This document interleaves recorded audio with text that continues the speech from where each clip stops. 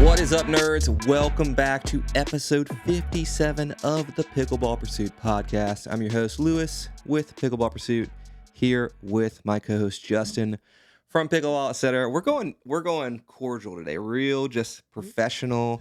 We're keeping it, we're keeping it right. I'm always waiting to see what, might come out over there. I just got to keep everybody on their toes, You never know when I'm going to drop some crazy lines. We nailed it this time. And we weren't even confused about the episode number. We're ready to go. We're on it I'm today. a little out of breath, but I just ran across the house because I tried to do the intro, and my mouth was so dry immediately, and I had to go grab some water from the Do you still get nervous? Walla. Or, I guess, did you ever get nervous, or do you still get nervous, like when it's time to record either a podcast or a review or anything? I got nervous the first few podcasts, but then when I just felt our connection, everything just melted away, and I completely forgot about it. So just look into really your just like eyes us, and forget about everything else. Exactly, just flirting for an hour. So no, I don't get nervous, man. Do you?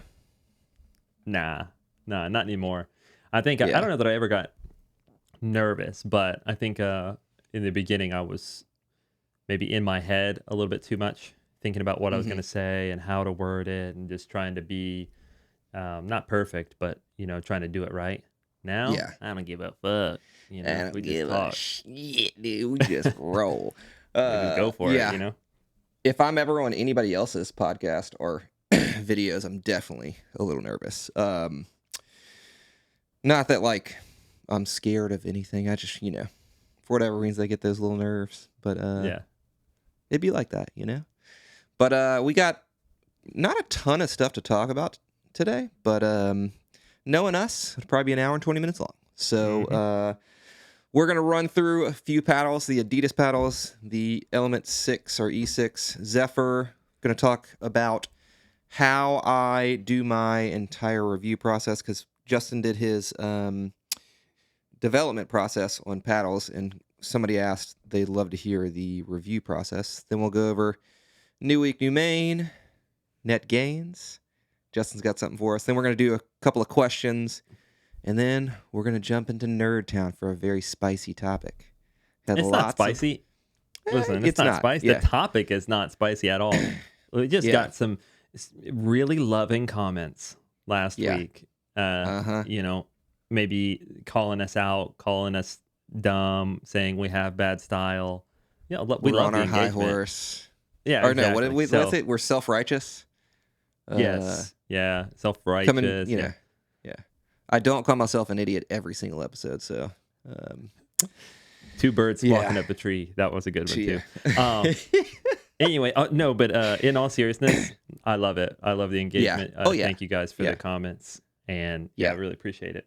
In fact, you mentioned right before we started this podcast, just that the engagement that we get from you guys, the viewers, is awesome. We love it. It's really meaningful to us to feel like, you guys are kind of with us in these conversations in the podcast, and then it makes it more fun to record these, knowing that people will interact and kind of answer the questions that we pose, or call us idiots when we say something wrong, or maybe we say something right that they think is wrong.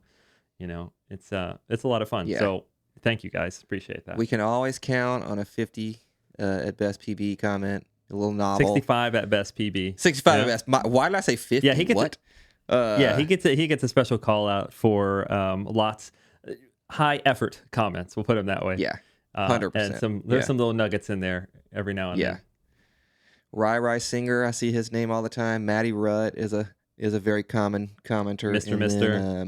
Mr. He's been dropping a bunch the last few episodes. So we try to read every single comment, and although we don't get to all of them, we really do appreciate that. It means a lot that you guys take time out to comment, your thoughts. And if you do comment and you have like something that you're specifically referencing, it would be amazing if you guys could add the timestamp too, because sometimes y'all ask a question and we're not 100% sure what you're referencing to, but that helps if it's a specific question that you're asking. Would love a timestamp. I've seen a couple people do that last episode, so I was like, "Ooh, that helps other people so who are reading much." the comment too. Yeah. Yeah, true. But no worries if you don't. We really appreciate all the engagement and the comments and the love. So we're just gonna keep this thing rolling, man. We'll hopefully give y'all more reasons to, say stupid stuff about us, which is probably our favorite comments. So we're gonna jump in with some paddles. Adidas. Now they dropped the new what are these called again? Adipower Pro yeah. EDT. And there's a few versions. We just got these, by the way. Like just a couple days ago, maybe. Or if you're looking at my screen, you can see the 14 elongated, the 16 elongated in the middle, and then on the outside is the 16 millimeter standard shape or wide body shape, depending on what you prefer to call it. But these are going to be Adidas's best paddle by a mile. These are just humongous upgrades on the previous Metal Bones. Haven't played with their, I think the RC is the name of the model. Yeah, I'm not sure. But they're basically just like a kind of midline model. That's like Gen 2 model, right?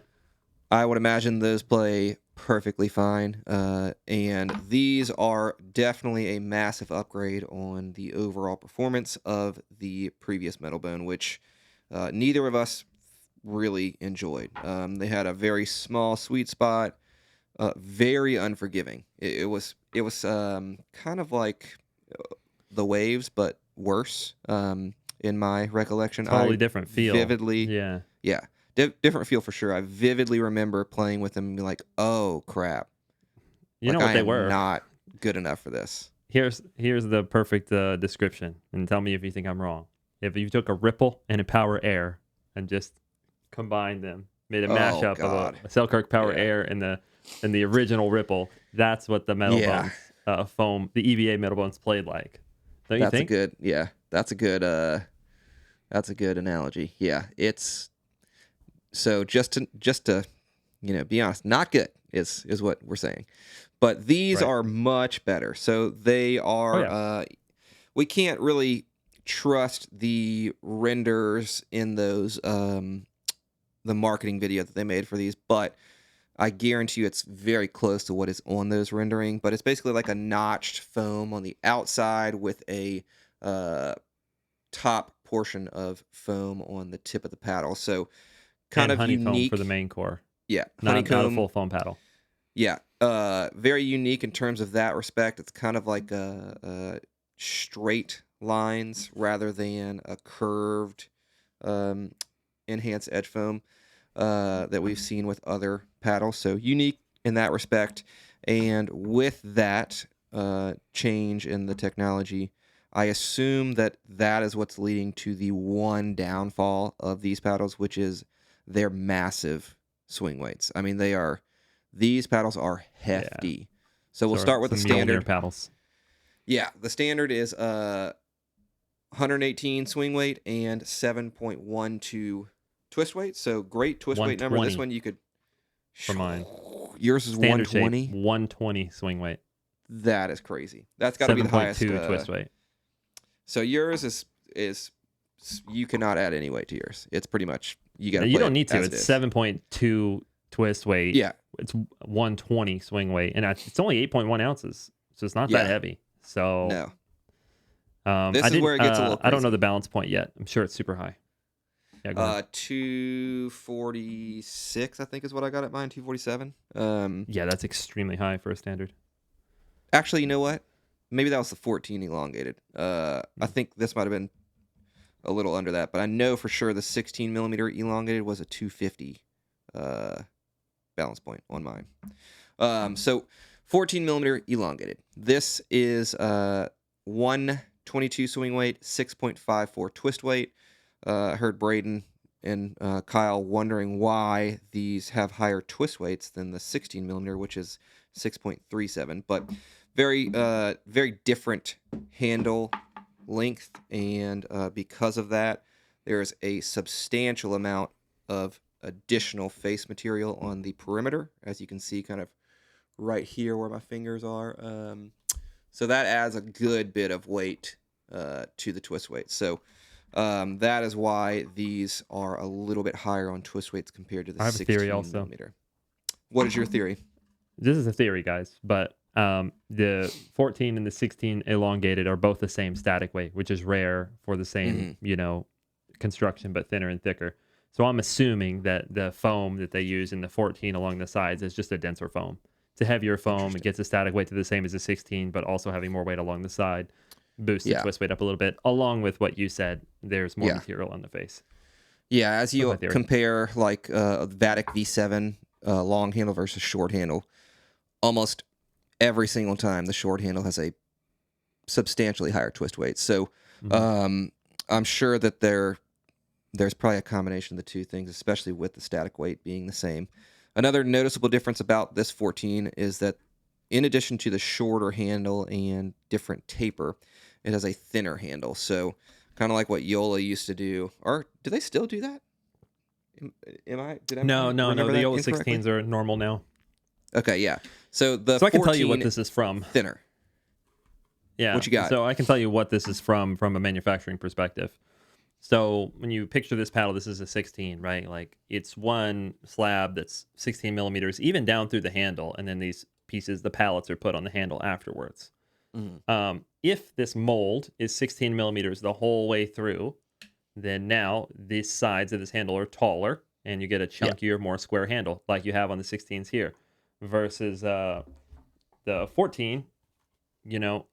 If it's 14 millimeters the whole way, you can see now this side, you might not be able to see it very well, but I can definitely feel it, is now thinner. So then the circumference of the handle is smaller.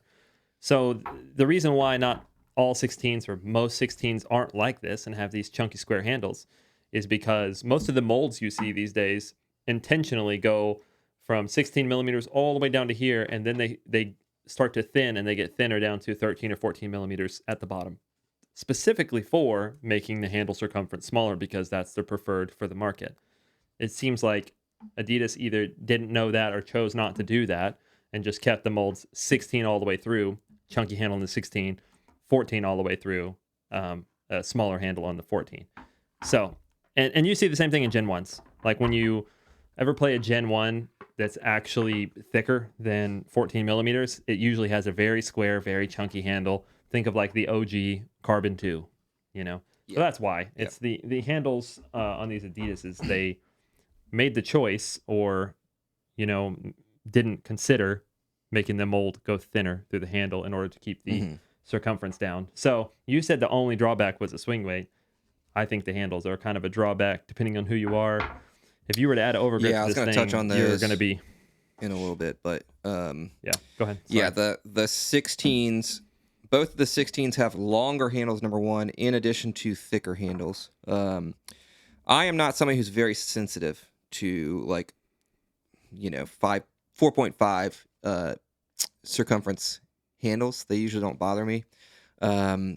Some people are very sensitive to that. They do not want a thinner handle, so or thicker handle. So another thing about this paddle is that it has the 16 has one of the highest swing weights I've ever recorded, 126, 6.3 twist weight. So hefty paddles. Yeah, so hammer paddles. Yep. What were your thoughts on the playability and just overall, feelings about the paddle with your first initial impressions? Okay, so the build style from looking at the renders, what we would call a Gen 3, right? So I kind of went in with those expectations, but to me this didn't feel like most Gen 3s, like dwelly or springy or trampoliny or whatever word you want to use. I thought it was quite stiff. Remember, I'm only talking about the standard, and this is only a first impression from about an hour and 45 minutes, right? The feel is pretty stiff, and so it didn't really give that sort of Gen 3 feel, but it did have Gen 3 kind of levels of power. It's pretty powerful. Yeah. It's definitely a power paddle. And with the standard, for sure, with this 7.2 twist weight and 120 swing weight, it felt like it. It was rock solid as far as stability goes. Blocking drives was actually kind of the best thing with this thing. It's just freaking brick wall in your hands. And Yeah, it was just a little bit stiff for me, so it wasn't my ideal feel. But performance-wise, it felt very linear, very powerful, and pretty heavy and a bit slow.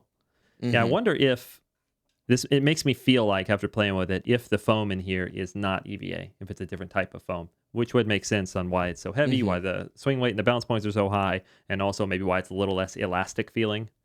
Yeah, a little different feel than most.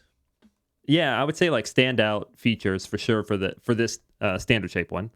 Yeah, stability is like rock solid. It's one of the most stable paddles I've ever played with as far as like resetting, blocking, anything like that. And the sweet spot is actually giant. It's like, this is a very similar shape to the Scorpius. This sweet spot is, to me, for sure larger than like a Pro 4 Scorpius. It's actually 100%. Very, very big. Very, very big. So great sweet spot, great stability, really linear, kind of a stiffer feel, good power, like pretty good power. So if all that sounds good to you and you're okay with a hefty boy with a higher balance point, then this could be a good fit. Haven't played with the elongateds yet, but yeah, I'm curious about the 14 elongated for sure. Yeah, this is like, I'll give my thoughts after I say this, but would you agree that this is like every single thing that the Metal Bones was?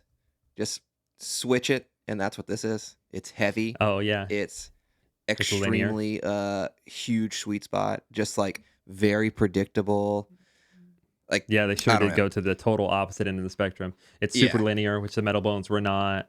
I think that the shapes, while maybe not the prettiest, are actually really good for very performance. Good shapes, this handle is really nice. The throat taper is really nice. The handle and the throat is really nice on all of them. Actually, even the 14, which is the shortest, is still long enough.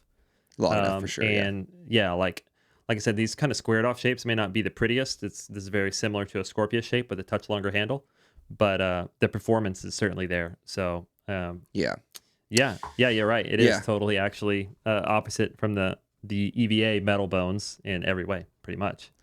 Yeah, so my thoughts are very similar to yours. Number one, the most standout feature was obviously the weight. It was hefty. It was playable. I played specifically with the 16mm elongated because I wanted to see how much it was going to bother me and see if it was just going to be like way too much, because anything over like 124, I'm starting to like really feel it. And I played 2 games with this, and at the end of the second game, I started to feel a little bit of like, not, pain or anything, but a little bit of fatigue in my elbow. A lot of it could have been because I'm changing my serve a little bit to be a less power and more spinny. Trying to get a little more kick on the serves and just be a little deeper with them. So doing that 4 games in a row with these Adipowers might have kind of added to the fatigue. But this paddle was very good. I thought it was like, just think J2NF, J6NF with just a tiny bit more firepower. Rather comparable sweet spots, rather comparable predictability.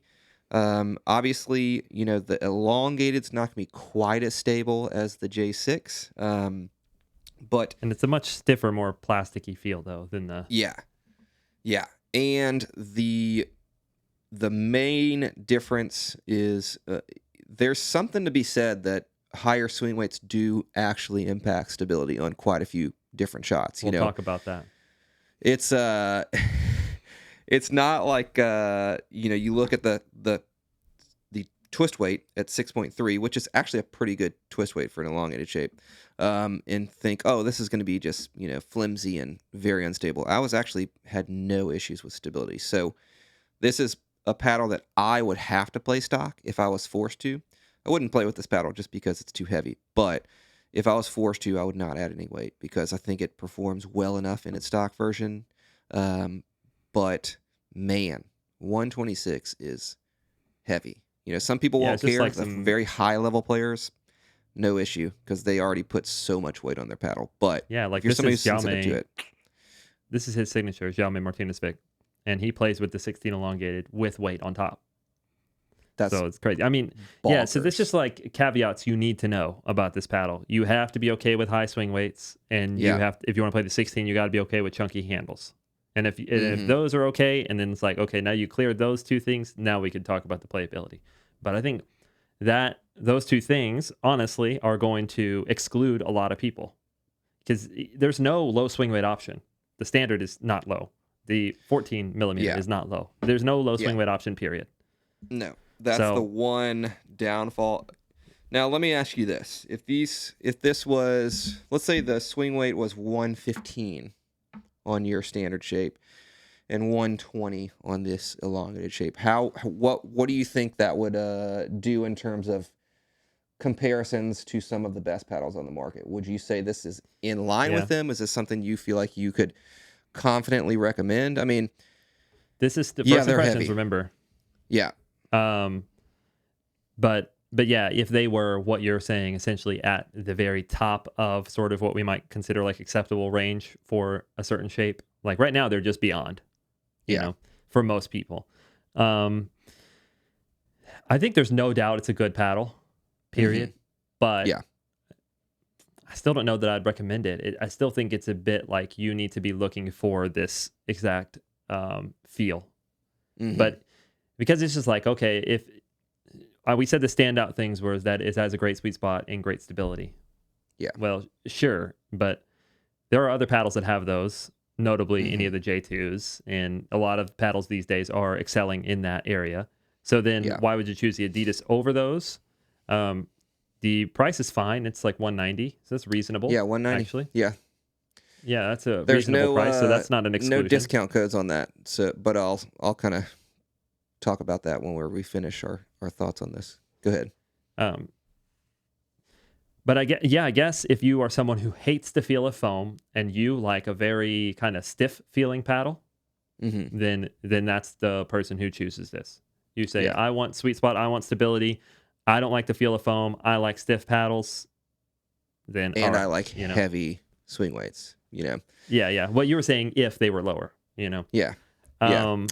Tennis players are probably the prime candidate for this paddle because of its weight. Dude, the people who are like high level tennis players and just start in pickleball and they're like are automatically 4.5s and they just blast drives and serves.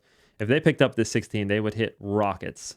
Yeah. Like the 16 elongated, but tennis converts already struggle a bit at the net generally. So you put a 126 swing weight paddle in their hand and it's probably going to be even more difficult. So yeah. Don't hear me like trash talking these paddles. I'm not saying they're bad. I'm just saying there are clear caveats that you have to understand going into it. Yeah, these unrelated. Are something... I want to say this one thing though. Sorry. Yeah, go ahead. No, you're good. Cut you off again. I've just been interrupting you like crazy. We've been interrupting each other. It's all good. I think these are pretty ugly. So that's just a personal preference. But that being said, it's just probably the color. And it's a little dull, but that's fine. Is a bit Yola vibes, And the reason why I say it is because I feel like there's a bit of a missed opportunity. If you look at the render, there is the side that has 3 square notches that go in. I'm like, Adidas, aren't you the 3 stripes brand? Yeah, like all you had to do was make a graphic that kind of, outlines the tech inside, and then boom, it's your 3 stripes. You could even make dash lines connecting these two because they're straight across, and then you have 3 stripes across the paddle. Then you just tied in Adidas branding, but you also did visible tech, which is super marketable. Yeah. All right, you can have that one for free. For free. That one's for free. Yeah, they definitely, now that you say that, man, they are just Yola Pro 4, but just tweaked a little bit. And if anybody has ever talked to me about Yola Pro 4, I think those are genuinely one of the ugliest paddles on the market. Hot take, but I don't think they're that bad, but they're uninspiring. They're pretty I'll say that. These Adidas paddles are uninspiring to me, and the color is very mustard. Yeah, if I went to a corporate conference, the Yola Pro 4 design is what I would expect to see on every bit of branding. It's just like so corporate. But anyway, yeah, these are $189, so there's no promo code on these. Adidas isn't doing anything. The only way that you can kind of get a promo is if you go through Pickleball Central. I do have an affiliate link. It will not give you a discount code, just to be completely clear. So you can use my affiliate code if you'd like to support the channel. You don't have to. But if you go to Pickleball Central, you can get $7.72 to be exact in rewards that you can use for store credit at Pickleball Central. So I'll leave a link in the bottom if you guys are interested in picking this up, or really anything from Pickleball Central. It is nice to, get some form of store credit in addition to the discount that it applies to like 80% of the other, stuff. I was going to say your link does apply a discount to a lot of items at Pickleball Central, including shoes, by the way. Yeah. I think it's they around have some decent 80% of products that it works on. So yeah, there's a few ones that it does not. So if you guys are ever just looking for, a better way to spend your money while also getting points, if you will, you're kind of one of those points hunter, I think Pickleball Central is a really good option for you. And they carry a lot of the major brands. So yeah, I think that's all I have to say about the Adidas paddles. It's a huge improvement on the metal bones. Just the weight is, it's going to be very niche, but objectively very, very good performing paddles, which I was shocked by. So well done, Adidas. You are this close. Just got to change one thing. All right. I'm going to talk briefly about this E6 Zephyr and kind of compare it to the Surtur. I am 100% out on the E6 Surtur. On the Surtur? This is this is a paddle that people have been very high on, and yes, it is a perfectly good and capable paddle. I will not even pretend to say that it's not. Performs well. The sweet spot's really tight at the stock form when it's new. This paddle breaks in significantly. Like, this paddle has a huge break-in period. It completely changes it.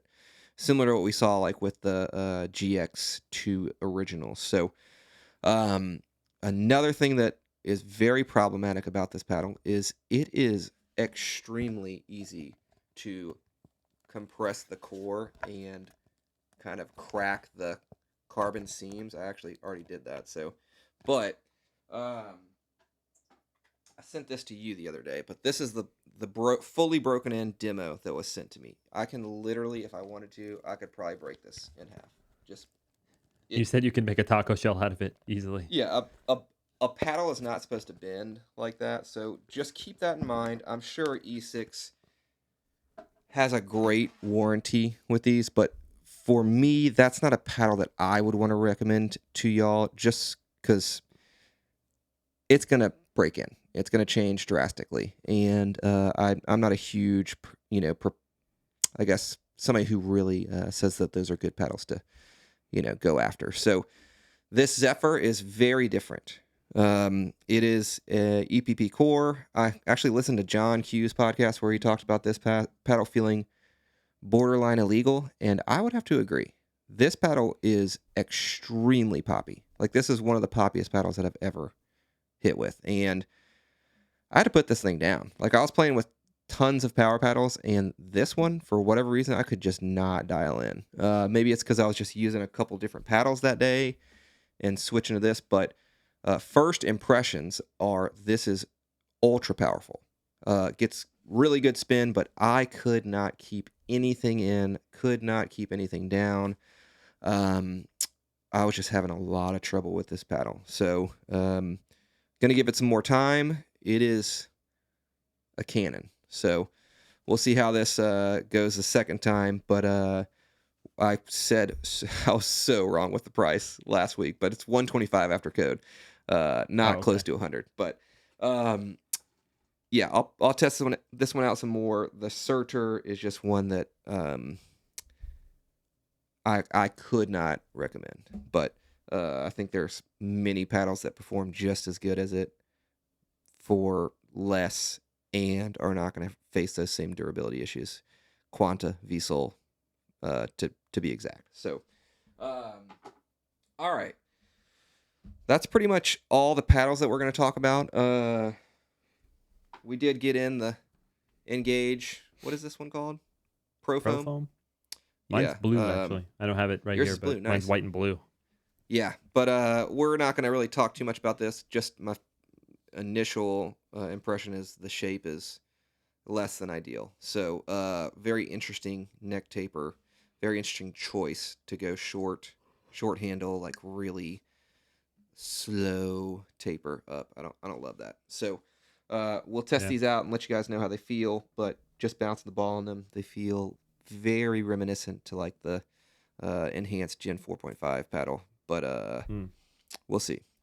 So moving on to the review process. So I'm going to take you guys start to finish. A paddle arrives on my door to the paddle review is uploaded. So I do things maybe a little different than other people. The first thing that I do before anything is I weigh it.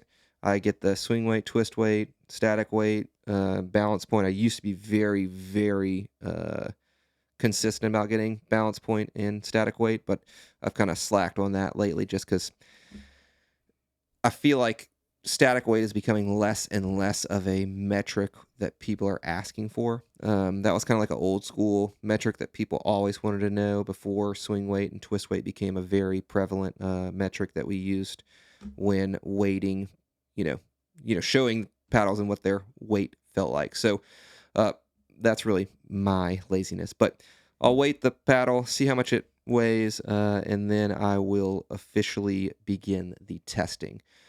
First thing I do is I get the paddle. I usually play either a game or like some version of 7-Eleven, and I'll get 1 or 2 games in with it. I'll see how I like it. If it's something that sticks out as being, number 1, intriguing to review, and number 2, just a good performer, I'll continue on with that. So I'll usually play a minimum of 15 to 20 games with any given paddle before I start to really write down my, I guess, conclusive thoughts. But then I'll write down my thoughts. I'll go into like a very specific drill session where I am. Yeah, go ahead.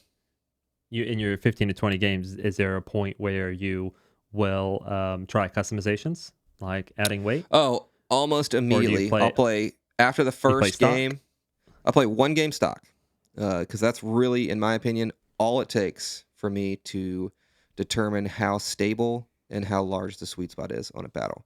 And those are the 2 major metrics that I am, trying to be hyper aware of when customizing with weight. Obviously, I want to get to a point, twist weight that is going to give me more stability and forgiveness and increase the sweet spot.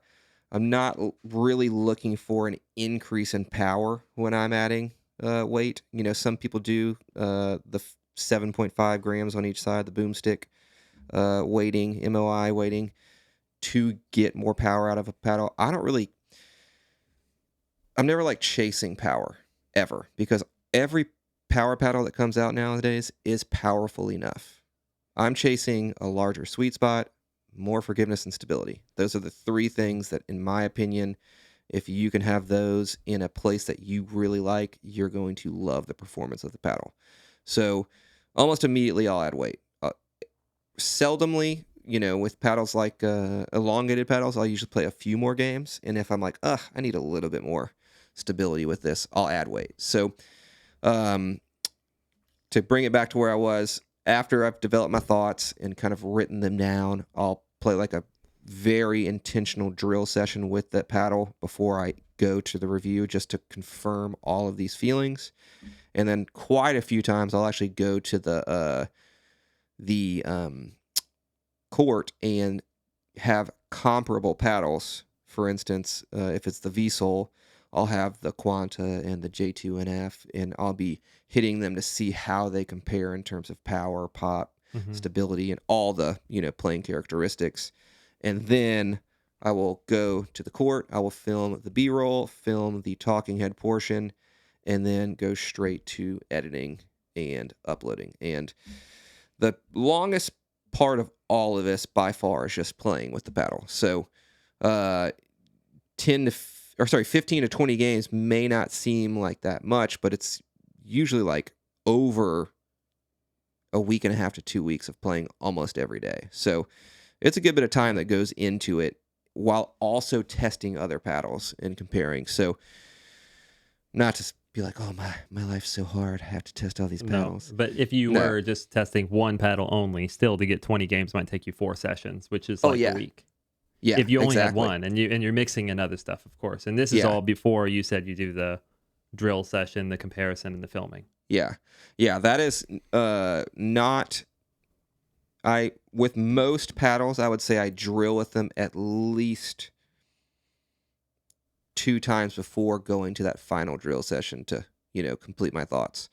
At least 2 times, which is an hour and a half drill session most times. So it's a good bit of time on the paddle, which is important. But there are definitely people who do more time than me, which is Chris Olson for instance. He likes to test them for sometimes a month. So what's your question? I got another question for you. What do you find is the most accurate way to get a sense of a paddle's performance? Gameplay, just straight up gameplay, drilling with a partner, or the ball machine? So the game is going to give you the least amount of touches, obviously, by far. However, in my mind, there's a lot of validity to that because you are only getting so many touches, which means that all of those touches are even more important.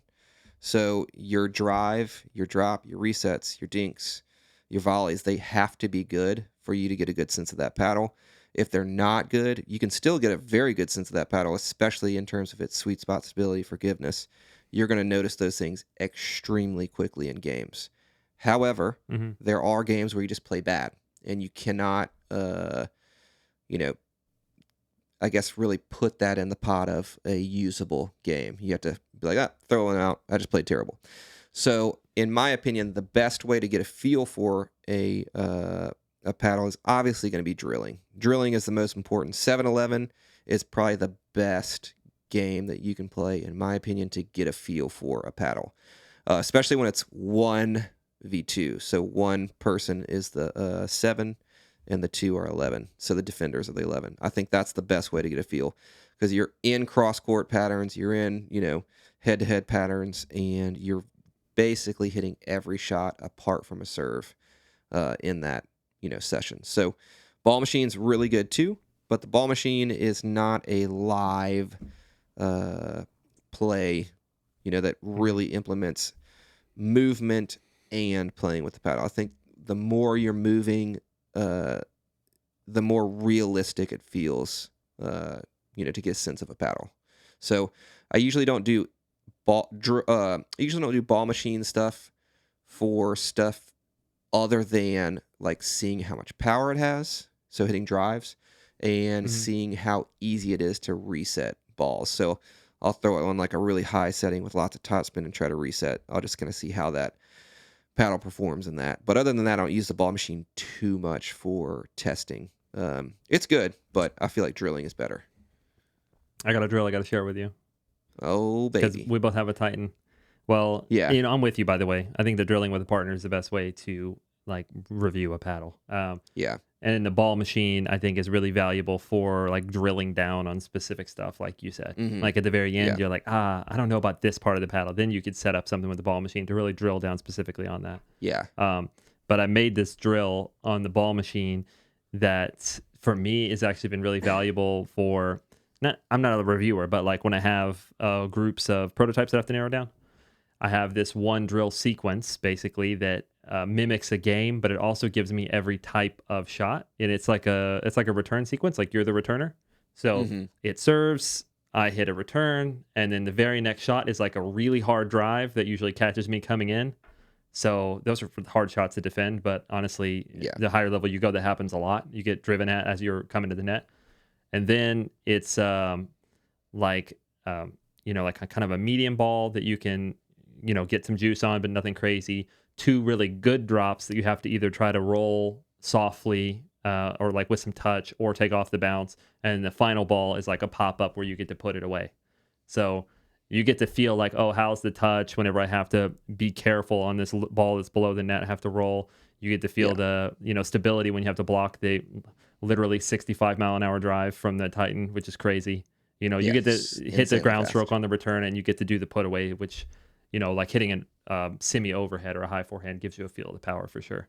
Nice. And then I always recently, and this may for other ball machine people, what leveled up my ball machine and made it feel way more useful and actually translated to games so much more. This is so obvious, but at first I was just doing it. Now I actually set up little targets on the court. Usually kind of towards the back corners is mainly my targets.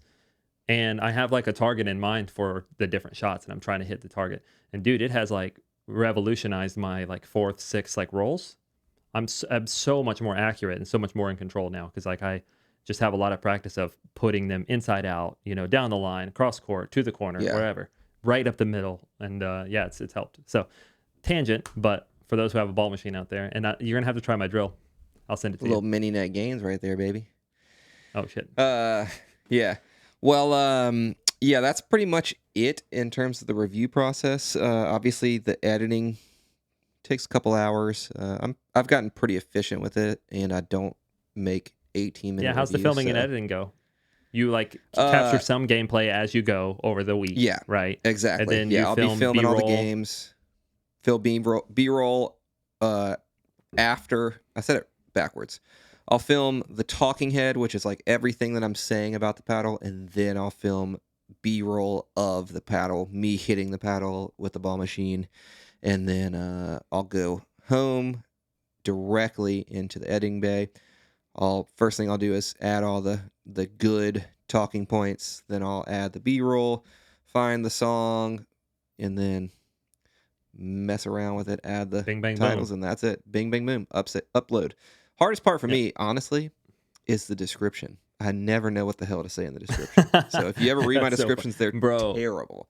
This is the type of thing that just use AI. I mean, it's a tool, right? Yeah.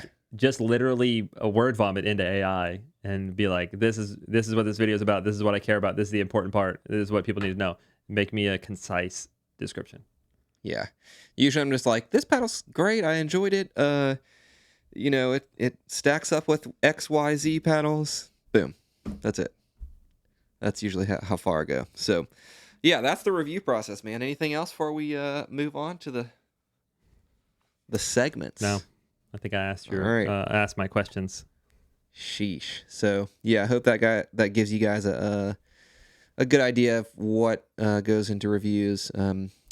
I don't do a ton of long-term testing just because there's so many freaking paddles, and to be honest, most people who are 4.0 and above, after about 4 months, they're probably getting a new paddle because the grit's worn out, or they just want to try something new. So a lot of people, if you're using a foam core paddle, you're not going to have too many durability issues to worry about. If you're using a polypropylene honeycomb core paddle, you might have some more issues with that. But yeah, I never been like a super long-term durability tester in terms of that. So if that's what you want, I would highly suggest checking out a really one of the smaller pickleball review channels, Pickleball Studio. So he's I was wondering. I was like, what smaller channel does a bunch of durability tests? I thought you were going to all jokes aside, say check out Rafa, who stomps on paddles if you want durability testing. Oh my God. Yeah. All jokes aside, Chris is exceptionally good at putting a lot of time and resources into those long-term testing. So if you have not, for whatever reason, if you live under a rock, I would definitely check out Pickleball Studio. Awesome stuff. All right. You ready for everybody's favorite segment? Let's do it, dude. New week, new main, baby. Sponsored by Bodie Pickleball.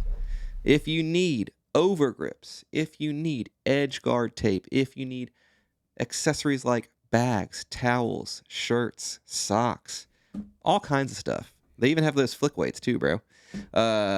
You can use code PURSUIT to save 15% at checkout when purchasing anything on BodiePickleball.com.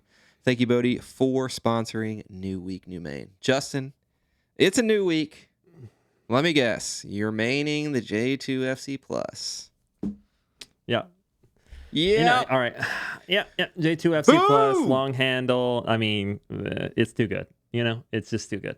I'll answer some quick questions about it though, because I get questions regularly about it. People were like, "Whoa, you got a special one? It doesn't say Sword and Shield on the side." Someone noticed that, or a couple people did actually. What happened was I was trying out a bunch of different weight setups, and I had some like adhesive left over from the tungsten tape, and I used acetone on a paper towel to get that off. Well, guess what else comes off?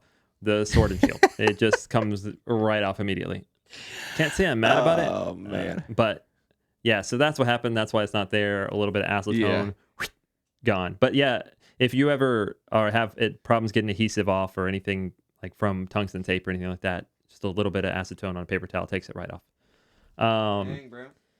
The other thing I was thinking is, dude, I've been playing with this thing a lot, and we got Worlds coming up in less than a month now. I was just wondering, man. Fresh one.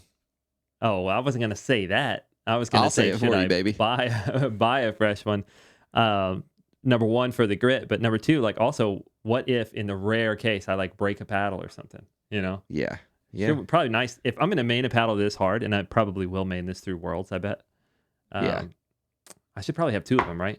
I mean, that's a very first world thing to say, but yeah, privilege problems, yeah, Bodhi grips. Yep. Bodhi grips, yeah, super nice. As Man, always. These are good. I kind of like this one's kind of dirty, but I sort of like it after it's maybe 2 sessions old. To me, like the sweet spot is session 3 through like 7, and then it's too much. Then it's gone. But yeah. It kind of like breaks in nicely and then feels a little bit more gummy in a comfortable way. Mm-hmm. Yeah, it's like really tacky when you first play with it. Then it kind of hits this like middle ground where it's pretty tacky, but also like it's almost like it is more absorbent at that stage. Yeah, and then it just it's less tacky, but it's still very grippy because it's kind of like a gummy kind of sensation. Like it, you can feel a little squish to it, and that is plenty of grip. That's my favorite position for it to be in. All right, bro. What's the main? Well, this could be a canon moment in the PP podcast because Luz Cannon. Well, here's the thing, guys. After playing with that Adidas paddle, the 16 millimeter elongated, I was reminded very quickly how much I like elongated shapes now. It's crazy, dude. I was playing growing up right before our eyes. I was very pleased with how I played with. I've been playing with a lot of elongated paddles lately and have been really enjoying them. And I think it's time to, just graduate and really lean into it. So this is new week, no main for me, but we have a lot of options. No. All right, so I'm gonna pull them all out. Woo, baby! It's not just the J6NF right away.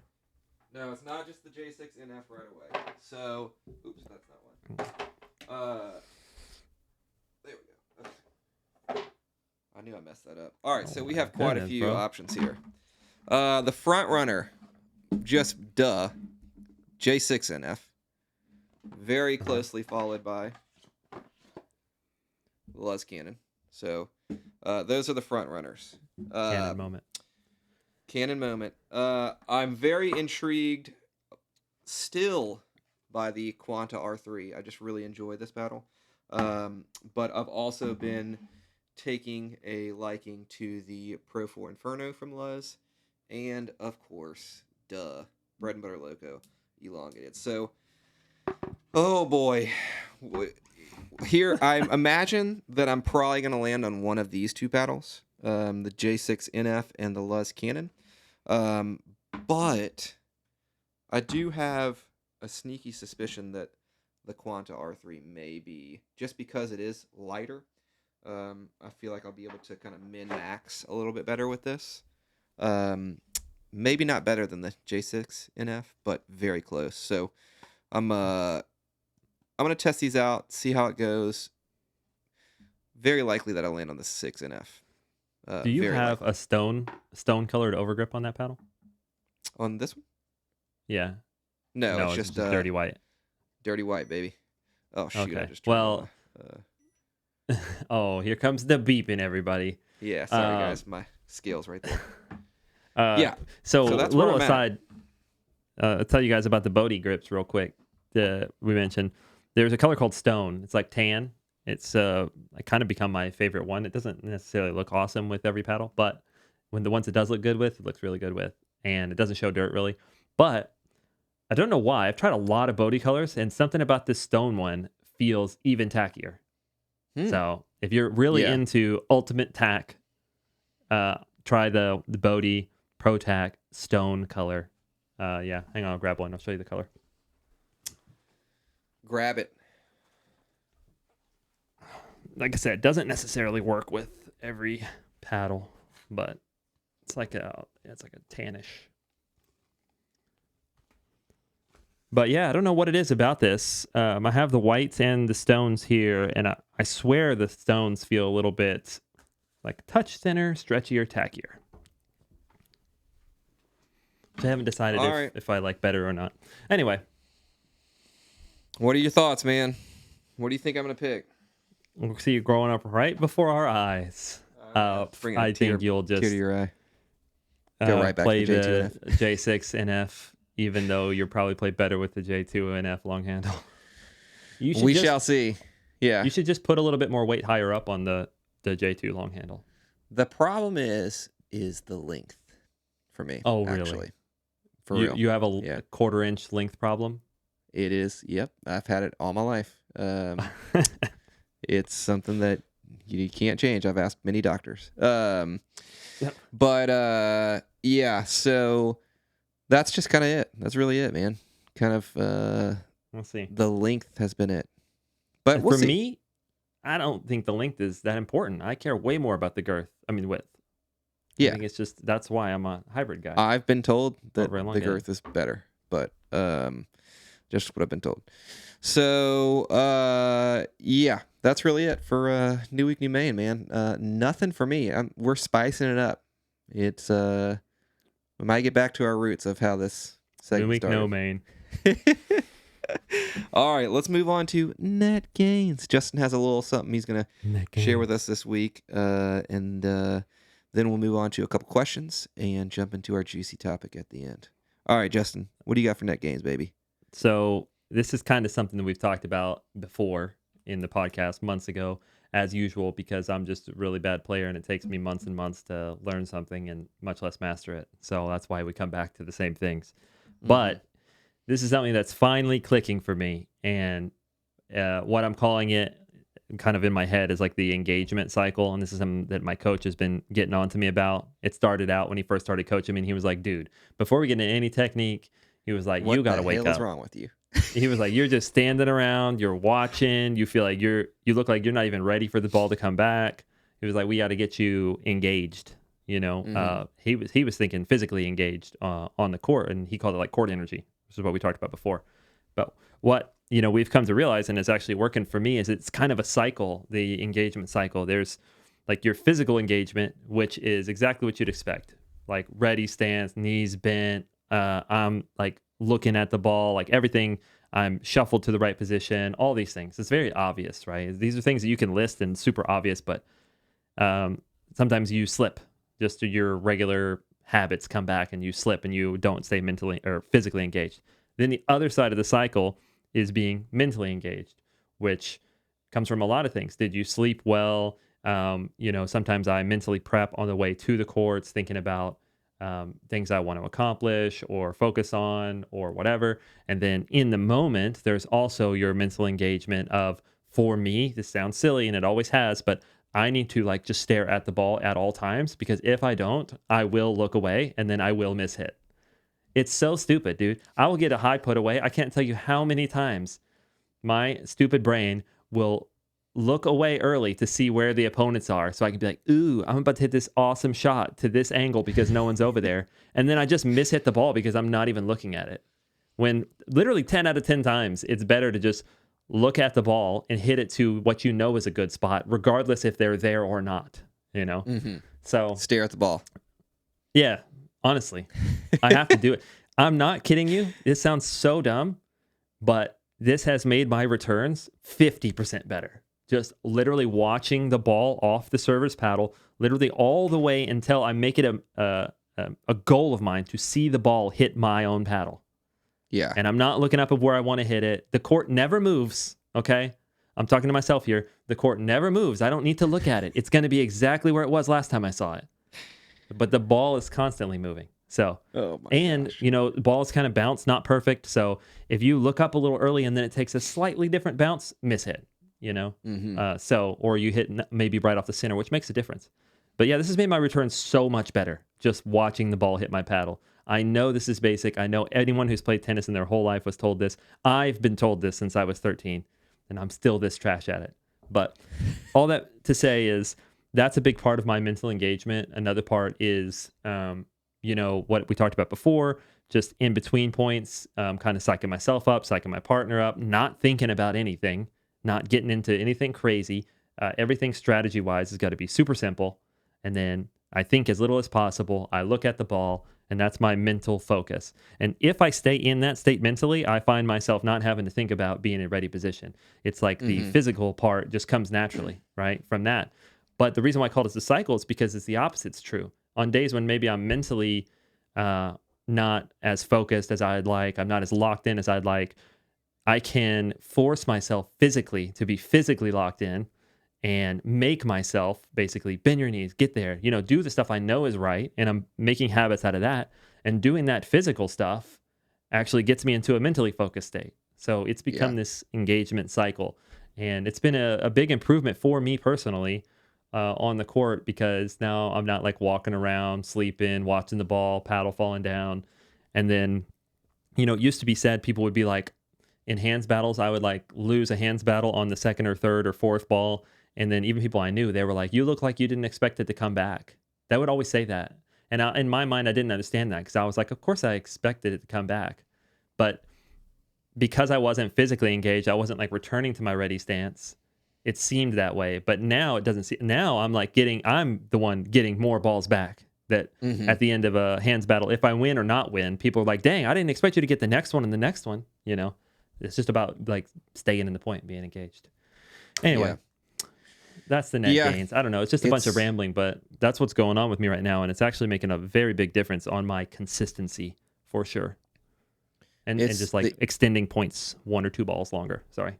Yeah. Yeah. I was going to say it's extremely easy to fall into that relaxed state of playing, because, you know, it's easy. It's easy to play like that. But you're going to find yourself missing a lot more balls, making a lot more mistakes, because you're not engaged. And it's like, do you want to be mentally engaged and winning, which is very tiring sometimes, or do you want to be chilling and losing?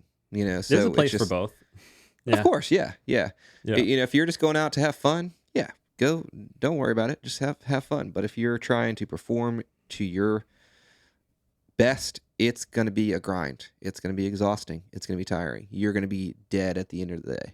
That's just how it is. But gotta stay focused. So especially if you're a tournament player, though, you got to do it. You got to do it. You just be locked 100%. In, dude. I mean, I know it's long. Tournaments are long, but it's like if you aren't locked in and you have a lapse and for half a game and lose focus and end up losing, you're gonna be kicking yourself about that for days, you know. Or I know I will. So. Yeah. Just that's why I just tell myself, I'm like, you better lock in for these 6-8 hours right now, and you could be tired later, you know? Yeah. Oh, so. Yeah.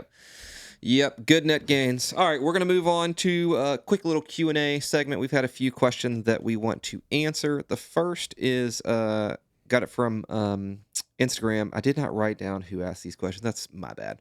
But they asked, can you give me... Host. Yeah, 10 out of 10, baby. We do a lot of prep here. Can you give me 3 all-court leading power paddles with huge sweet spots? So I'll go first. We'll go one at a time. I'll give you... We'll both give our 3. But I would say if you're looking for a standard shape or wide body shape, whatever you want to call it, all-court leading power paddle with a huge sweet spot, I would say the Harmony V is a great option. Pickleball apes. Yep. Pickleball Apes Harmony V. I have it right here. This is actually the S shape, but do they still make all the of their Pulse? shapes? I don't know. That's a good question, but I would say the Pulse after it breaks in is a power paddle. Okay, fair enough. Yeah, but the Pulse, we've talked about this a long time ago. The Pulse was such a great paddle before it broke in. It was the sweet spot was huge. It was just not that it was a bad paddle after it broke in. It just drastically changed the performance. But anyway, Pickleball Apes Harmony V for a great sweet spot with a all court leaning power paddle. What you got for your? I guess we'll just go your first one, your first of three. Well, the first that came in mind, and we're just gonna do three together by shape. Yeah. Okay, cool. The first one that came in mind whenever you asked me this was I thought of the hybrid, and I immediately thought of the Honolulu J2 NFT, right? Yeah. So it's still the notch foam like the NF that Lewis plays with, maybe, and everyone else does. But the T is the titanium or polyester, which reduces the power a lot. But it still has the same massive sweet spot and stability, right? So, J2 NFT, really good, all-court leaning power. However, it's very soft and dampened feeling. So if that sounds awesome to you, great. If that doesn't sound awesome to you, I think the alternative that kind of also fits is the J2 FC Plus. There's definitely more pop and power here than the NFT, but it's more of a connected feel. It's less dampened. And even though it's probably still a power paddle, it's like a low-end power paddle and super easy to control.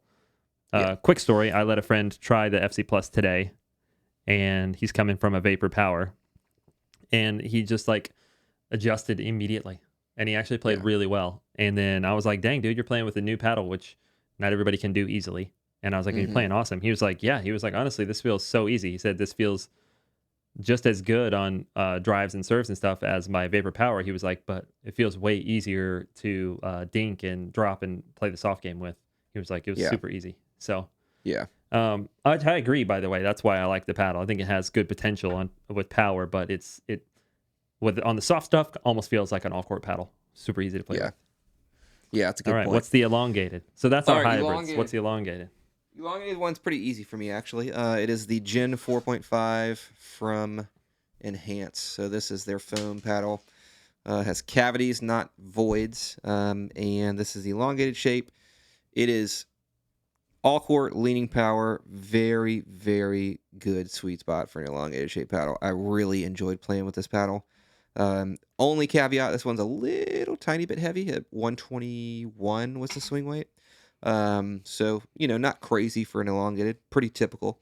But if you're an elongated shape player and you want a all court leaning power paddle with a really, really good sweet spot, this is easy rec. Good paddle. So, that's the first question. We'll move on to the next one, which is a pretty interesting question. But I think you and I are going to have different answers for this. Okay. Different answers, but collectively the same, conclusion. And the question is, I don't know what the question is. Is the trampoline effect, is it only noticeable on drives? And I would say no for sure. But in my opinion, I think it's most noticeable actually on resets, especially from a big roll. I think that is when I notice a paddle that has a very exponential or logarithmic curve, power curve, which is associated with the trampoline effect. I notice it for sure the most on resets from a heavy roll. So that's when I see, I'm like, ooh, it really sunk in, jumped out, and I could not control it. It just popped up. What are your thoughts on that? I see what you're saying, and I also maybe see what you're saying about we'll have different answers, but the same, because what you're saying makes a lot of sense. It's really noticeable to you in that scenario because that's when it becomes problematic. So of course you notice things more if they're causing you problems. But to the original question, I think, you definitely feel it a ton on serves and drives and overheads because, you're just putting a lot of force into it. And that's the real answer, is it has to do with the collision force or the collision speed, regardless if that is someone hitting a ball fast at you So the ball's moving super fast, and then your paddle's moving less fast, but still you have to kind of add the speed of the ball and the speed of the paddle together to get the collision speed, like a reset. Or if the ball is floating up slow and you're swinging fast, then you have a slow ball and a fast paddle. It's still going to be the same collision speed. You'll still get the same kind of force into the paddle. And so, both is the answer. And I think, Lewis, your answer is more on point than what maybe people don't consider is that, of course you feel it on offense and you can definitely feel it when you're hitting hard, but it's actually more difficult to dial in when people are hitting hard at you and you're not the one putting the power into the ball. Because in that scenario, you're not trying to, like on a driver serve, you're like, let me put as much power into this ball as I can. But on a reset, you're like, let me take power out of it, which is really difficult to do with a non-linear paddle unless you're super dialed into it. It can be done, but you got a lot of adjustment usually. Yeah. So to answer your question short, yes, you can definitely feel the effects on things other than serves, drives, and putaways. So, all right, this is an interesting question. Why aren't all balls the same color? And you'll probably have a deeper understanding of this just because you have a lot of experience in manufacturing and how things are made, including balls. But obviously, I think it would be a great idea if there was like hey, this has to be, all the balls have to be within this color spectrum, just because whatever the most visible color is, I think that everyone should aim for their balls to be that. But I do know and have heard that different dyes affect the way that the ball plays. So based on the recipe of, plastic that they're using in combination with the color of dye that they're using, it gets the desired effects. And I can't remember which ball specifically, but I remember someone saying that when they changed the color, it completely changed how much how the ball played or how round it stayed. I couldn't remember which one it was, but it was one of those two things. So that is a reason too why some balls are different colors, because they, in testing, see that they perform differently. So Justin, what are your thoughts on this? Yeah, I agree. Like if you could make a ball yellow and very bright, like highlighter, like, brand new Franklin, brand new Vulcan, that'd be ideal, right? For every ball. But that isn't the case. And you're right that the dyes change the characteristics of the plastic. Definitely.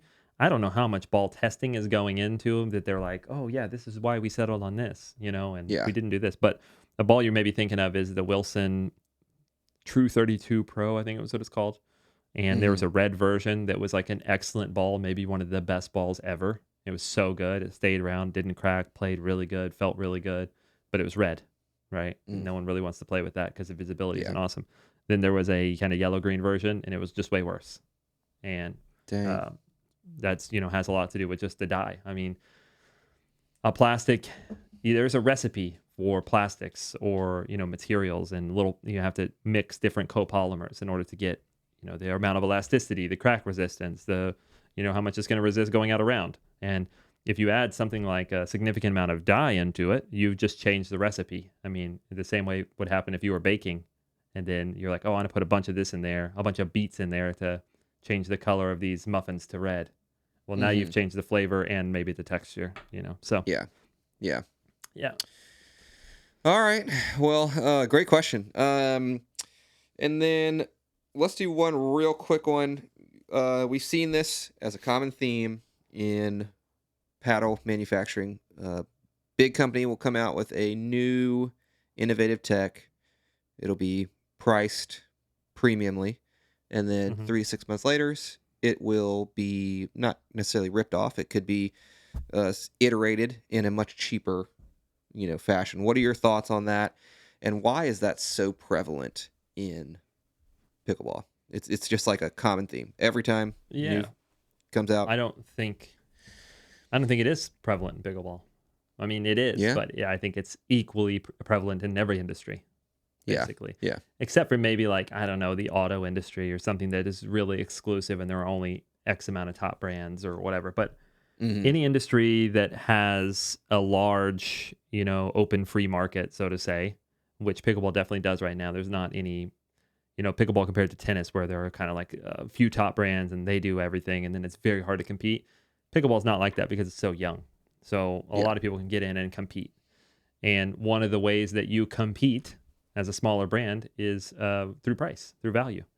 But yeah, why does it happen? Even the commenter said, the first company who's kind of making the new tech, they have a big burden of R&D costs because maybe they spent months investing in trying to find new materials, trying to teach their factory how to make this, trying to maybe even have to buy a new machine for the factory to have, or at least partially help them make new molds, whatever it is. So they have a larger R&D financial burden, which translates into the cost of the paddle. Not only that, but larger companies have more overhead. They have more employees. They have more marketing. They have, usually a more robust warranty. Yeah, they have everything, right? So it's more overhead in the business. And when it's the main thing that you're selling for a business, you have to pay for all of those things. So all of that gets rolled into the cost of the paddle. That's why you might see higher prices from larger brands or more premium brands, or especially brands that pioneer R&D.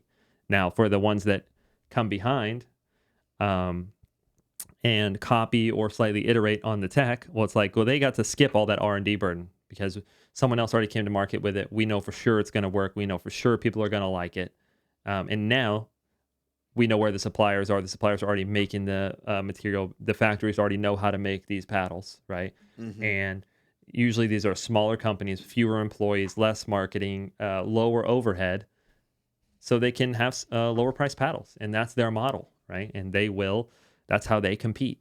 And generally, the larger brands with more overhead, they have higher prices, but with those higher prices, they have more marketing and they have more trust, right, in the industry. So they will normally sell more than even another company who has the same paddle at a lower price. So it all kind of works itself out.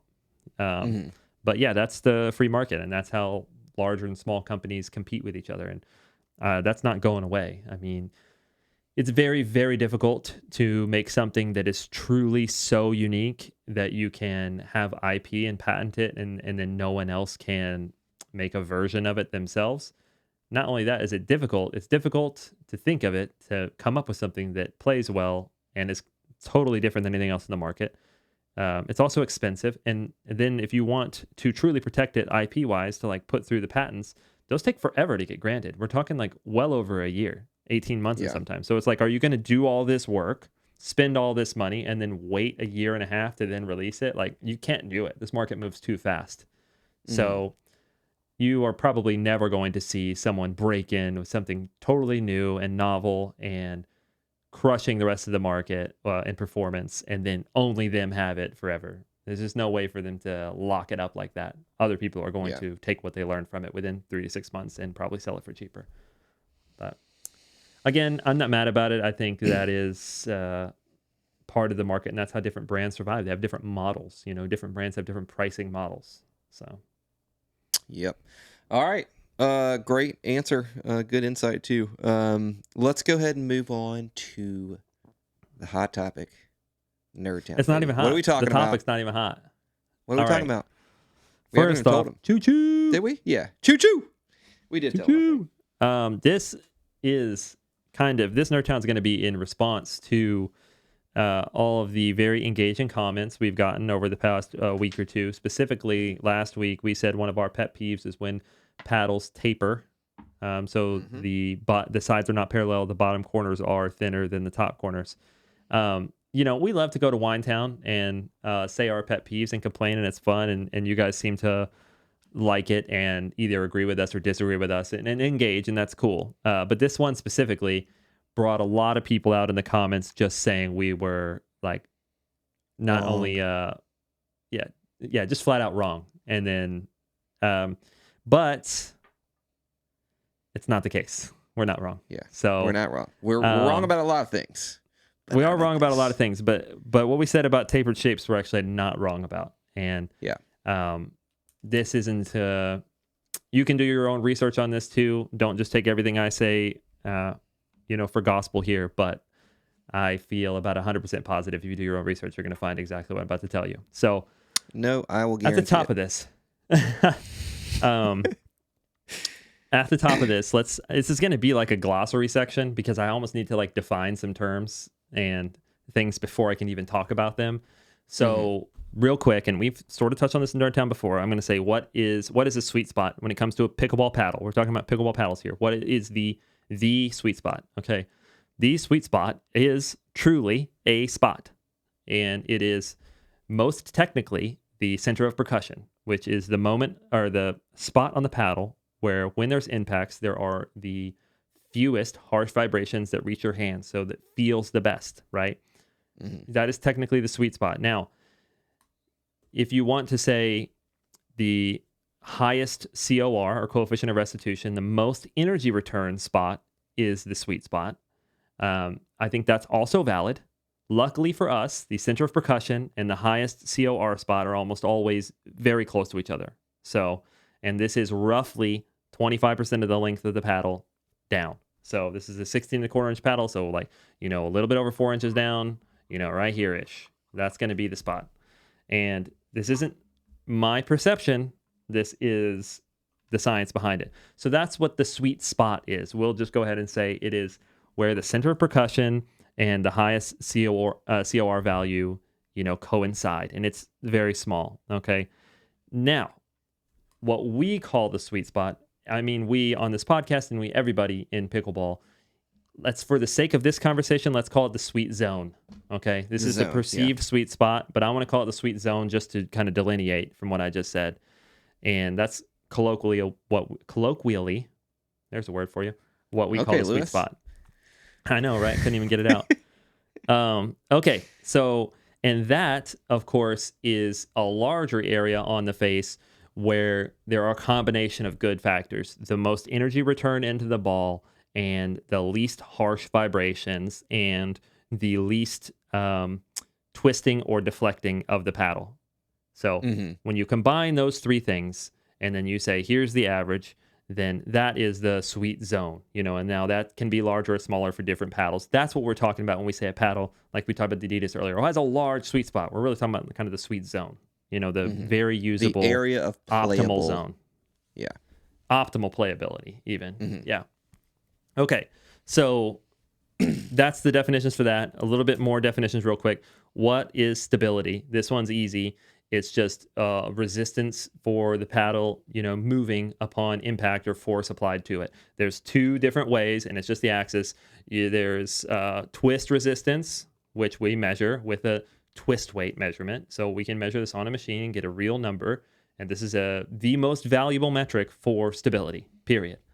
And when something has a high twist resistance or a high twist weight, think about paddles that feel like a brick wall. Like someone hits a really hard drive at you, you just put the paddle out, and it's just like wherever the ball hits, even if you kind of miss, no big deal. That ball's going to go back. You feel really good about it. It feels really strong. Same for a reset. Somebody hits an overhead at you. You're like, oh, let me get a paddle on it. You get a paddle on it. The paddle doesn't fly out of your hand. The ball goes back over. That's great twist. Now, here's another call out to 65 at Best PP, because he has commented a couple times that in tennis, swing weight is what people used to talk about stability. And that is valid because there's another axis to this paddle that not only twisting, but this way.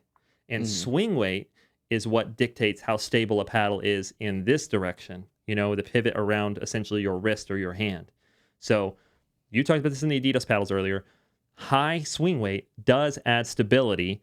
It just adds stability on this axis, which isn't nearly as important in pickleball, because it's a short paddle. You're already hitting pretty close to your hand. Your hand should be more than strong enough to hold an 8.5 ounce object when a 30-gram ball is hitting it, and not that fast, right? So you're really not having a ton of problems with the paddle losing stability this way. But this twisting, that's where you do run into issues. So that's why twist weight is the best measurement for stability in pickleball. And most people are going to miss left to right on their paddle. Yeah. Just to clarify, not the best measurement for sweet spot, but the best measure that correlates with a high sweet spot. Stability. Now it was exactly. So we went through what is sweet spot, we went through what is stability, and what are the metrics that apply to those things. So now to kind of the meat of the argument, or the topic here. Now that we know that, let's talk about the effects of a flared shape. And Lewis has the perfect example. Someone asked in the comments, do we have a perfect example? Is there a paddle that was publicly produced and then later changed from a flared shape to a non-flared shape with the exact same build? The answer for us, luckily, is yes. The Bread and Butter original Loco, this is the Honeycomb Loco from way back. It's not made anymore.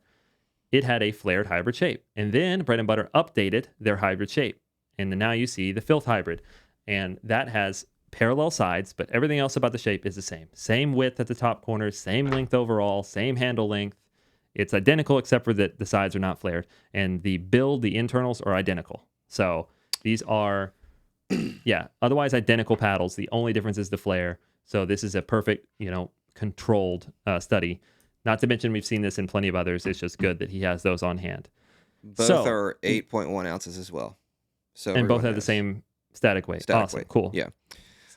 So the effects of the... Go ahead. No, I was gonna. You go ahead. I thought you were finished with your thought. My bad. No, I'm gonna call on you to say your numbers here in a second. Yep.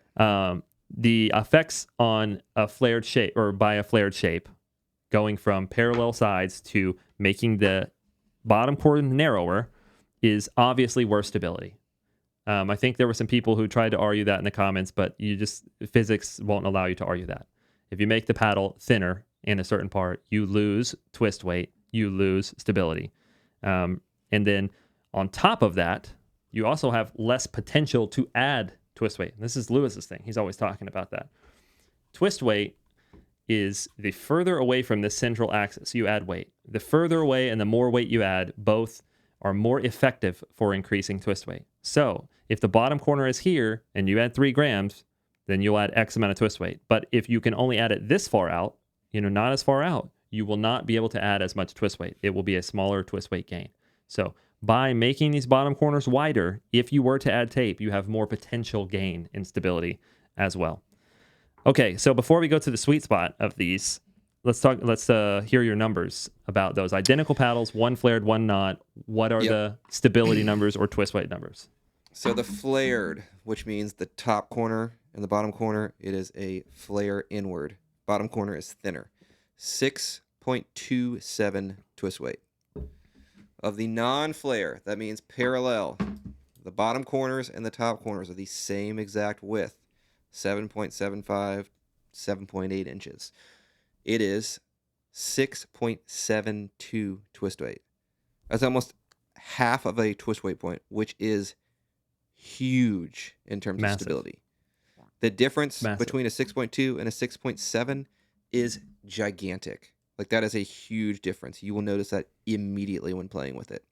That's equivalent, in my eyes, to like 6-point jump in swing weight. Something that you will drastically feel immediately when switching paddles. Just to give you guys another analogy. So, big difference. Justin, go ahead, man. Okay. I'll let you finish. No, before I do the effects of the flared shape. Visual. What? Oh, yeah. So, of course, the stability is absolutely improved on a non-flared shape. You just said it. Let's just be generous and call it 0.4 of a twist weight increase. That is massive. Okay. Now let's talk about the sweet spot, because this is the one that I think a lot of people are confused about. And this is the one where there was a lot of marketing around that may have led to some of this confusion. And usually this marketing comes from the people who make flared shapes. And they talk about moving the sweet spot into a better location, having a larger sweet spot, having a higher sweet spot. So let's talk about the sweet spot again. Remember, it's where the center of percussion is on the paddle. If you make the bottom corners narrower and leave the top corners wide, like with a flared shape, you will move the center of percussion up the face. So people who say flared shapes have a higher sweet spot, you are pedantically correct.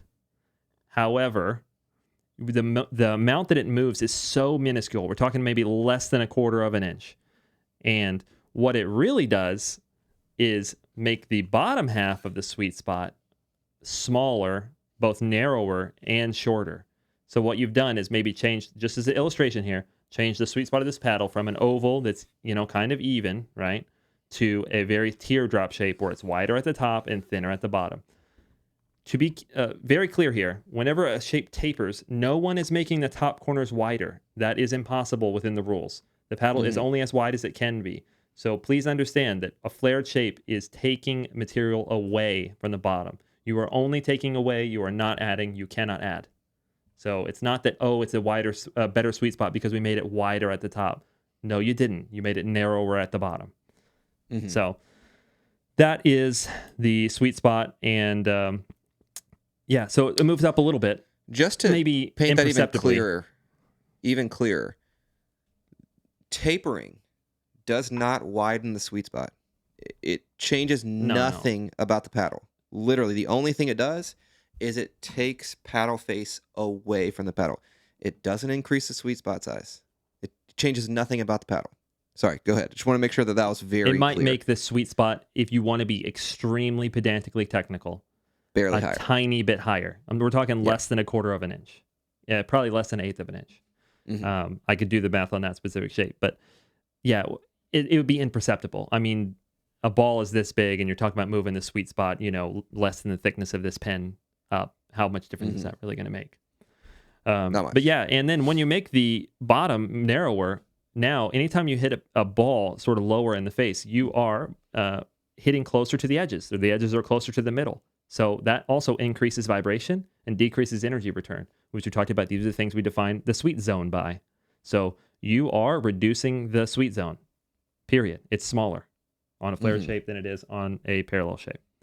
Okay, now let's do your illustration. Because I have another topic, which is rectangular faces versus round or oval faces, because people like to bring up tennis rackets. We can go into that, but let's talk about your illustration for flared shapes before we move on to oval Don't shapes. laugh at me, guys. All right, guys, got a visual for you guys. So I used this white piece of paper as a extreme version of a super tapered face. So let's pretend like just this white sheet of paper is the paddle face. Would anyone here say that this is going to create a larger sweet spot? Or alternatively, would anyone say this is not going to shrink the sweet spot? I would be very, very, very, very shocked if no one said that. If someone was like, oh no, the sweet spot would stay exactly the same. Very shocked.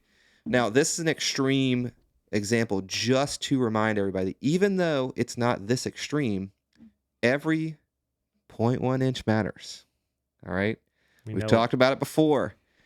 Every 0.1 inch matters. Although it's not as extreme as this much of a taper, it still is a taper. And at the end of the day, it is decreasing the sweet spot size overall, or the sweet spot zone, or the sweet zone, as Justin was saying. So that is just a glaringly obvious visual that I felt like would be a good, good thing to show. So, Justin, continue on. You guys made Lewis do arts and crafts. I look, and it is bad. It's bad. Hey, it works though. I mean, it makes sense. The concept is the same. Okay, all right. The last little section here, and this is a response to some of the comments, who said, hey, Justin, have you ever seen this game called tennis? Have you ever seen rackets before? They're round, they're oval. Maybe everyone for 100 years who's been making rackets is right and you're wrong. Or maybe tennis and pickleball are different. And the rules put upon paddles matter a lot. So let's talk about just the basics of a rectangular face versus a round face when it comes to sweet spot and stability. Okay? What you're seeing and the advantages of an oval face for a racket or a paddle is that the sweet zone, we'll call it, is more consistent across the face whenever you don't have a square shape. So maybe a larger percentage of the face area is the sweet zone in an oval. Okay, so that sounds good, right? However, there's a couple catches here. One we already talked about. In pickleball, we have very clear limits on how big a paddle can be. So it has to be length and width combined 24 inches or under. So when you take that into consideration, no matter what you do, if you make an oval shape, it's going to measure to the very tip of the oval and the very widest points of the oval. So the only way to make an oval shape in the same dimensions as a more squared off shape, like every paddle that you see, is to severely reduce the surface area, because now you're cutting in here, here, here, here, here. So even though a larger percentage of the face on an oval face is the sweet zone compared to a squared off face, it's a larger percentage of a much smaller surface area, so it is still a smaller zone total, if that makes sense. So that's one part of it. The second part of it is on circles or ovals, the center of percussion, the sweet spot, the sweet zone, whatever you want to call it, is pretty much geometrically centered. It's right in the dead center of your oval, which is fine for tennis. When you have a lot of time to set up, the rackets are really long, and you do hit kind of in the middle of the string bed. Let's not get into strings because that introduces a lot of different variables compared to paddles. But that's okay for tennis. But in pickleball, that is not where people hit the ball and is not the most ideal place for people to hit the ball. We talked earlier about the center of percussion. In a solid paddle, the center of percussion is in the top, about 75% of the paddle up, top center. And that's also where people tend to hit the ball because that's where it feels the best to hit the ball. So in this more rectangular shape, the sweet zone and the center of percussion and all of that is moved up to the top third here. And that's another reason why the square or rectangular shaped paddles, even if they're slightly rounded, have better sweet zones than something round or oval. So yeah, pickleball isn't tennis. We don't use strings. That's a massive difference right there. And there are a lot of different limitations, and it's a smaller ball. And that's, like we talked about earlier, swing weight matters a lot in tennis for stability because we're dealing with a much heavier ball at much higher speeds, further out away from your arm, so it's more leverage. So the stability this way matters a lot more in tennis. The stability this way matters a lot more in pickleball. Also, pickleball is quite messy. We are hitting resets. We're hitting hands battles. We can't always hit the perfect center. So sweet spot or sweet zone, in my mind, is actually more important in pickleball than it is in tennis. Tennis is hard. I'm not saying tennis is easy, but you do generally have more prep time to see the ball coming and hit the actual sweet spot. And you are hitting the center of the racket more consistently, especially if you're a good player, than even the best in pickleball, because the sport itself is a bit messy, which we all love about it, but it's a little less predictable with a plastic wiffle ball and you're 14 feet away or less as you're reaching it. Okay, so that's everything on flared shapes, round shapes, and why, non-flared, parallel sides, mostly rectangular shapes are the best performers.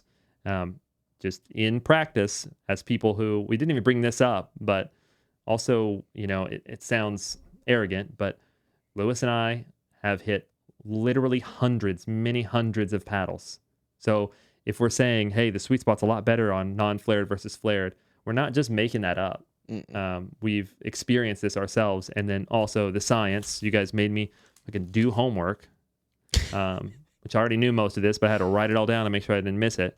The science supports that. So anyway, again, love the engagement. Just totally joking and giving you guys a hard time about making fun of us or whatever. It honestly doesn't hurt my feelings. It's pretty funny when we read it. So if you disagree with us, please don't feel, dissuaded to comment. Comment if you disagree with us, if you think we're wrong, if you think my style is horrible and I shouldn't wear plain gray shirts, go for it. And we can chat about it. And if it's a good topic, if it's a good topic, then it may end up in a NERDTOWN or something. So yeah.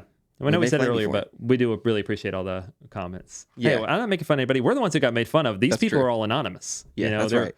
Whatever their names are. We're not calling anybody out. But yeah, disagreeing with us, guys, we are more than welcome to have you comment your disagreements. It's good to check us too, to be like, oh, let me think about that more, So don't ever be afraid. If you disagree with something, put it down. It could, at the very least, even make us think about it more and have more developed thoughts on a lot of these nuances of pickleball. So, we kind of beat everything down. Was not a short episode at all. So, for all of those who made it to the end, thank you guys. Because, it never is. Never really is. We've been steady going an hour 20 like the last couple times. So all right, let's land this. Thank you guys for watching this episode of the Pickleball Pursuit podcast. I'm your host, Mr. PP, here with my pickleball wife, Justin. Until the next one, we will see you guys. Peace.